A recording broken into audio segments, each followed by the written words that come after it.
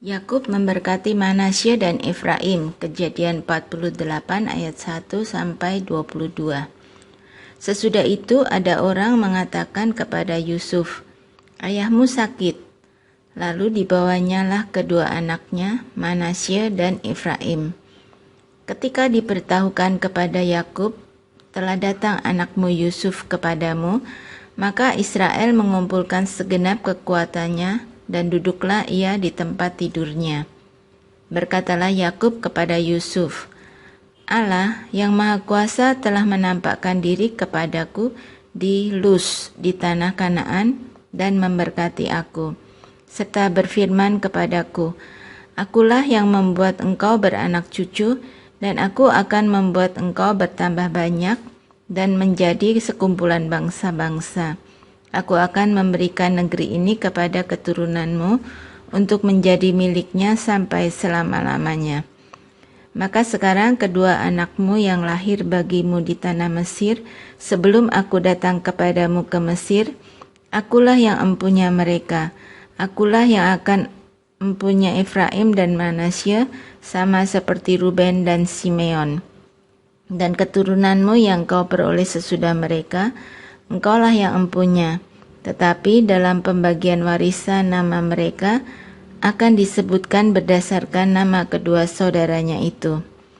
Kalau aku, pada waktu perjalananku dari Padan, aku kematian Rahel di tanah Kanaan di jalan, ketika kami tidak seberapa jauh lagi dari Efrata, dan aku menguburkannya di sana di sisi jalan ke Efrata, yaitu Betlehem.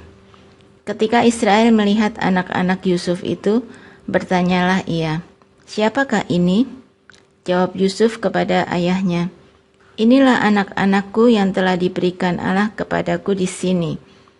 Maka kata Yakub, 'Dekatkanlah mereka kepadaku supaya ku berkati mereka.' Adapun mata Israel telah kabur karena tuannya, jadi ia tidak dapat lagi melihat. Kemudian Yusuf mendekatkan mereka kepada ayahnya, dan mereka dicium serta didekap oleh ayahnya. Lalu berkatalah Israel kepada Yusuf, 'Tidak kusangka-sangka bahwa aku akan melihat mukamu lagi, tetapi sekarang Allah bahkan memberi aku melihat keturunanmu.' Lalu Yusuf menarik mereka dari antara lutut ayahnya, dan ia sujud dengan mukanya sampai ke tanah. Sesudah itu Yusuf memegang mereka keduanya dengan tangan kanan, dipegangnya Efraim, yaitu di sebelah kiri Israel, dan dengan tangan kiri Manasye, yaitu di sebelah kanan Israel. Lalu didekatkannya lah mereka kepadanya. Tetapi Israel mengulurkan tangan kanannya dan meletakkannya di atas kepala Efraim, walaupun ia yang bungsu, dan tangan kirinya di atas kepala Manasye. Jadi tangannya bersilang, walaupun Manasye yang sulung. Sesudah itu diberkatinya lah Yusuf, katanya, 'Nenekku dan ayahku Abraham dan Ishak telah hidup di hadapan Allah.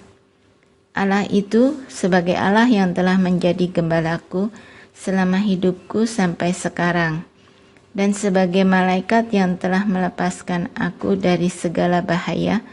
Dialah kiranya yang memberkati orang-orang muda ini, sehingga namaku serta nama nenek dan bapakku Abraham dan Ishak termasyhur oleh karena mereka, dan sehingga mereka bertambah-tambah menjadi jumlah yang besar di bumi.' Ketika Yusuf melihat bahwa ayahnya meletakkan tangan kanannya di atas kepala Efraim, hal itu dipandangnya tidak baik. Lalu dipegangnya tangan ayahnya untuk memindahkannya dari atas kepala Efraim ke atas kepala Manasye. Katanya kepada ayahnya, 'Janganlah demikian, ayahku, sebab inilah yang sulung. Letakkanlah tangan kananmu ke atas kepalanya.' Tetapi ayahnya menolak, katanya, 'Aku tahu anakku, aku tahu. Ia juga akan menjadi suatu bangsa, dan ia juga akan menjadi besar kuasanya.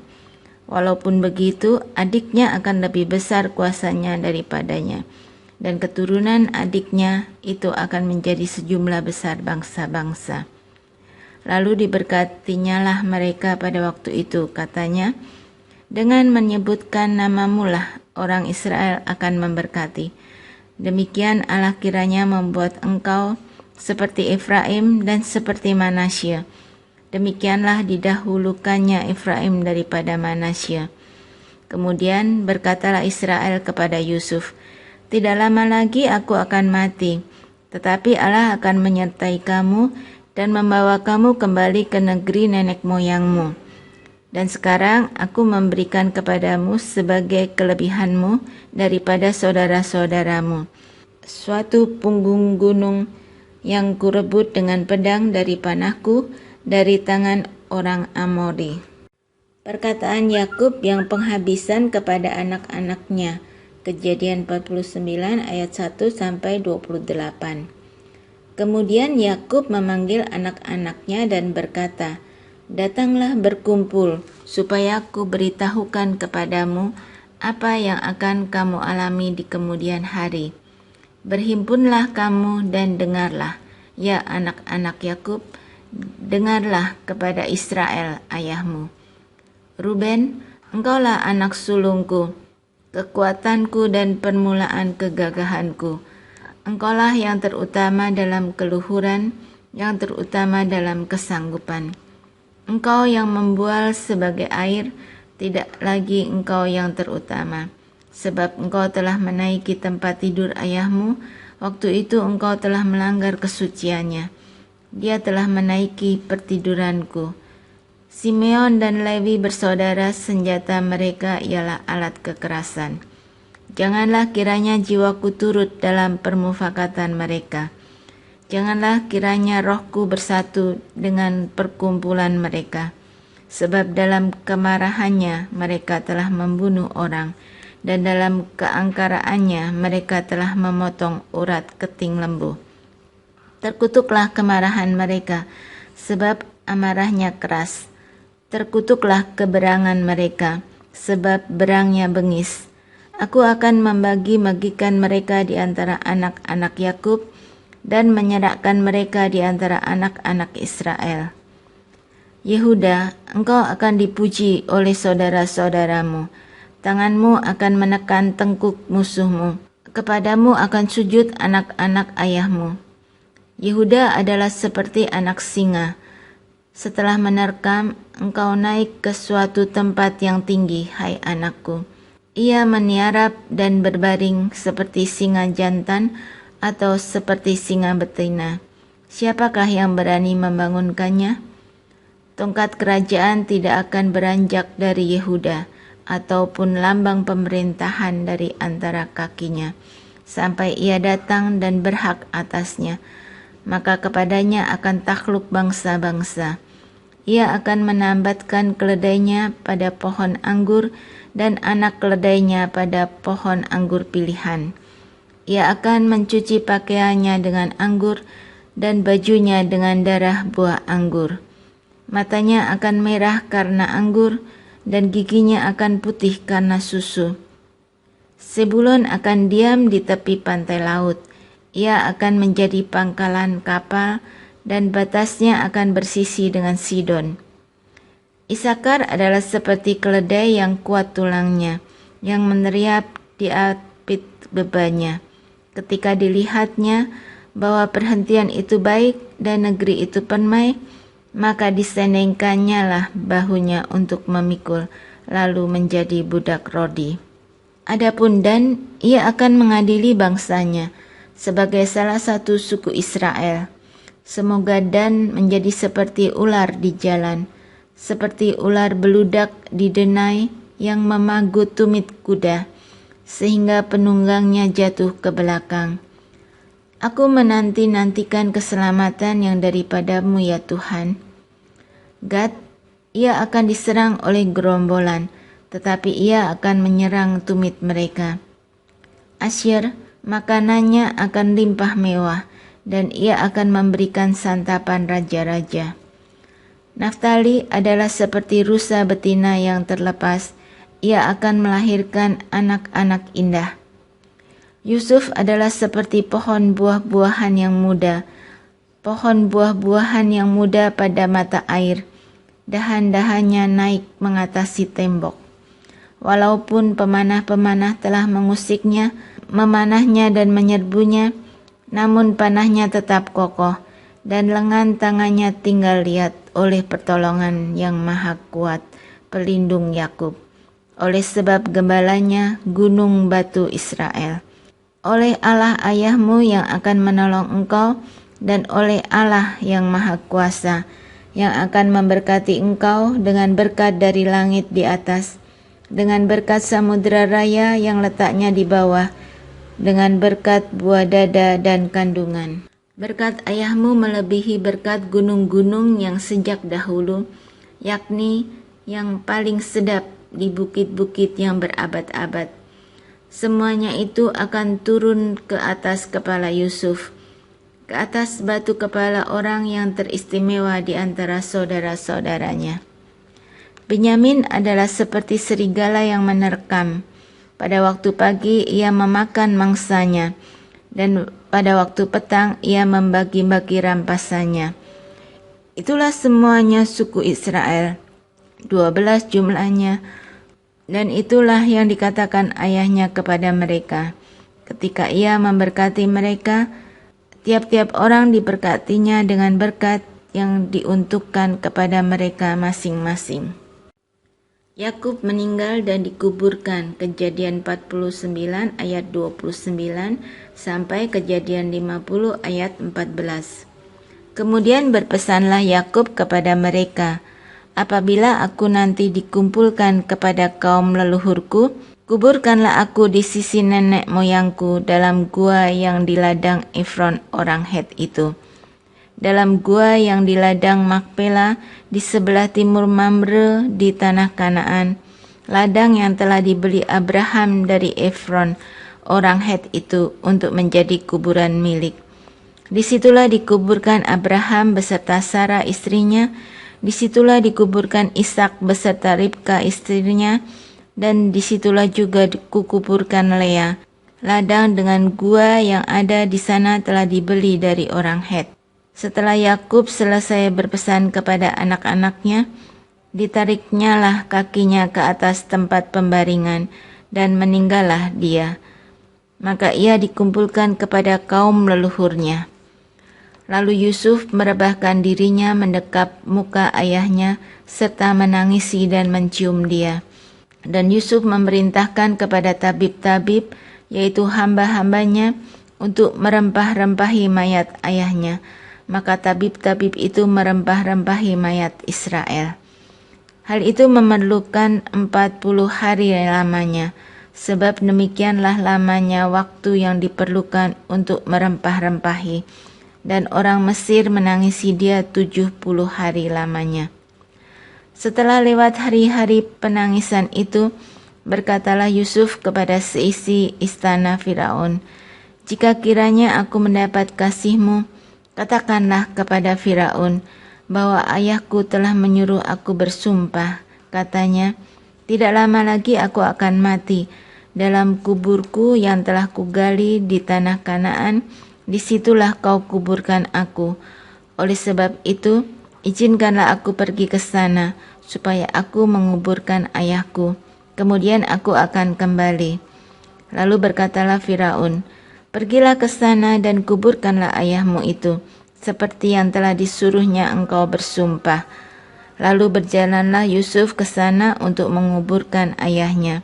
Dan bersama-sama dengan dia, berjalanlah semua pegawai Firaun, para tua-tua dari istananya, dan semua tua-tua dari tanah Mesir, serta seisi rumah Yusuf juga, saudara-saudaranya, dan seisi rumah ayahnya. Hanya anak-anaknya serta kambing domba dan lembu sapinya ditinggalkan mereka di tanah Gosyen. Baik kereta maupun orang-orang berkuda turut pergi ke sana bersama-sama dengan dia, sehingga iring-iringan itu sangat besar. Setelah mereka sampai ke Goren Haatat yang di seberang sungai Yordan, maka mereka mengadakan di situ ratapan yang sangat sedih dan riuh. Dan Yusuf mengadakan pergabungan 7 hari lamanya karena ayahnya itu. Ketika penduduk negeri itu, orang-orang Kanaan, melihat perkabungan di Goren Haatat itu, berkatalah mereka, "Inilah perkabungan orang Mesir yang amat riuh." Itulah sebabnya tempat itu dinamai Abel Misraim, yang letaknya di seberang Yordan. Anak-anak Yakub melakukan kepadanya seperti yang dipesankannya kepada mereka. Anak-anaknya mengangkut dia ke tanah Kanaan, dan mereka menguburkan dia dalam gua di ladang Makpela yang telah dibeli Abraham dari Efron, orang Het itu, untuk menjadi kuburan milik, yaitu ladang yang di sebelah timur Mamre. Setelah ayahnya dikuburkan, pulanglah Yusuf ke Mesir, dia dan saudara-saudaranya, dan semua orang yang turut pergi ke sana bersama-sama dengan dia untuk menguburkan ayahnya itu. Yusuf menghiburkan hati saudara-saudaranya. Kejadian 50 ayat 15 sampai 21. Ketika saudara-saudara Yusuf melihat bahwa ayah mereka telah mati, berkatalah mereka, "Boleh jadi Yusuf akan mendendam kita dan membalaskan sepenuhnya kepada kita segala kejahatan yang telah kita lakukan kepadanya." Sebab itu mereka menyuruh menyampaikan pesan ini kepada Yusuf.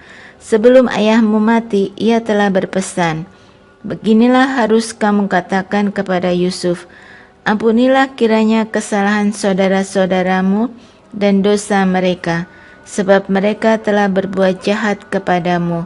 Maka sekarang ampunilah kiranya kesalahan yang dibuat hamba-hamba Allah ayahmu.' Lalu menangislah Yusuf ketika orang berkata demikian kepadanya. Juga saudara-saudaranya datang sendiri dan sujud di depannya serta berkata, 'Kami datang untuk menjadi budakmu.' Tetapi Yusuf berkata kepada mereka, 'Janganlah takut, sebab aku inikah pengganti Allah? Memang kamu telah mereka-rekakan yang jahat terhadap aku, tetapi Allah telah mereka-rekakannya untuk kebaikan, dengan maksud melakukan seperti yang terjadi sekarang ini, yakni memelihara hidup suatu bangsa yang besar.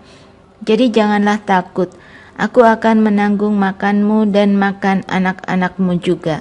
Demikianlah ia menghiburkan mereka dan menenangkan hati mereka dengan perkataannya." Yusuf meninggal. Kejadian 50 ayat 22 sampai 26. Adapun Yusuf, ia tetap tinggal di Mesir beserta kaum keluarganya, dan Yusuf hidup 110 tahun. Jadi Yusuf sempat melihat anak cucu Efraim sampai keturunan yang ketiga. Juga anak-anak Makir, anak Manasye, lahir di pangkuan Yusuf. Berkatalah Yusuf kepada saudara-saudaranya, "Tidak lama lagi aku akan mati. Tentu Allah akan memperhatikan kamu dan membawa kamu keluar dari negeri ini, ke negeri yang telah dijanjikannya dengan sumpah kepada Abraham, Ishak, dan Yakub." Lalu Yusuf menyuruh anak-anak Israel bersumpah, katanya, "Tentu Allah akan memperhatikan kamu. Pada waktu itu kamu harus membawa tulang-tulangku dari sini." Kemudian matilah Yusuf berumur 110 tahun. Mayatnya dirempah-rempahi dan ditaruh dalam peti mati di Mesir.